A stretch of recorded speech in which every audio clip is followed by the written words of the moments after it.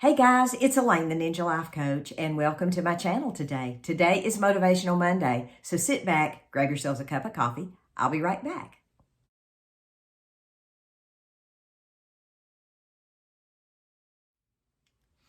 Hey everybody, we're going to take a little break today on Motivational Monday from the book of Joshua, and we're going to do something else. Now, I apologize for the way I look. I've been working in my house today, and I was like, oh, you got to make your video. You've put that off all week, and so I was like, well, this is just raw and real.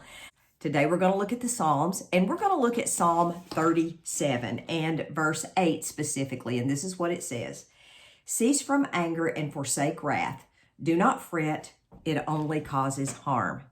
Now that's pretty self-explanatory, isn't it? Studies show that there are things that stress and fretting can do to your human body. It can cause high blood pressure, it can cause a stroke, it can cause heart attack, it can cause heart palpitations, it can cause your stomach to have problems. Many things that stress can do to you. Well, the Bible already knew that when David wrote this psalm.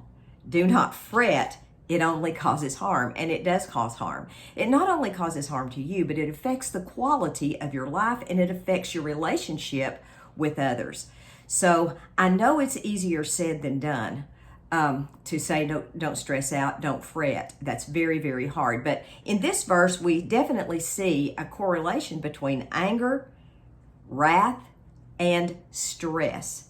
And I know in this day and age, it's very easy to just turn on the TV and get mad just because whatever, pick a day, pick a side. It's constantly in your face with the media. So I think if we can find a way to lower down our anger, our wrath, it's going to decrease our stress and we're going to feel better. One of the ways that we can reduce anger is when we feel ourselves starting to ramp up.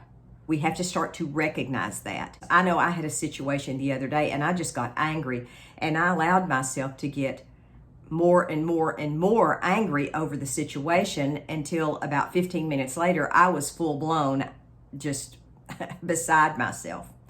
I had to take a step back from that and say, you know what? No, let's wait a minute. Let's just see how this is going to play out. Let's not get all worked up on this. Let's just take a step back and see. Turns out what I was angry over wasn't even a thing. So that happens oftentimes, but my point here is I didn't recognize that when I first started feeling the irritation. I should have stopped it right then. I should have taken a moment for myself to do self-care, to do some relaxation techniques if need be, take some deep breathing exercises, do whatever I had to do to diffuse myself, to keep myself from getting ignited and burning like a firecracker. The next thing we can do is if we don't stop that and we don't take a moment to recognize it, well, then we have to deal with it. So what we can do then, once we have already allowed ourselves, much like I did, to get so angry over that, we can do some deep breathing exercises. We can take a step back and ask ourselves, is this a life-altering event?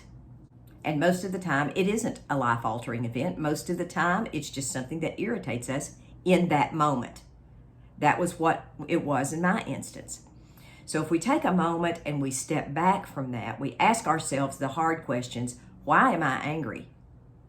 What is going on with me? How can I remedy this in the future?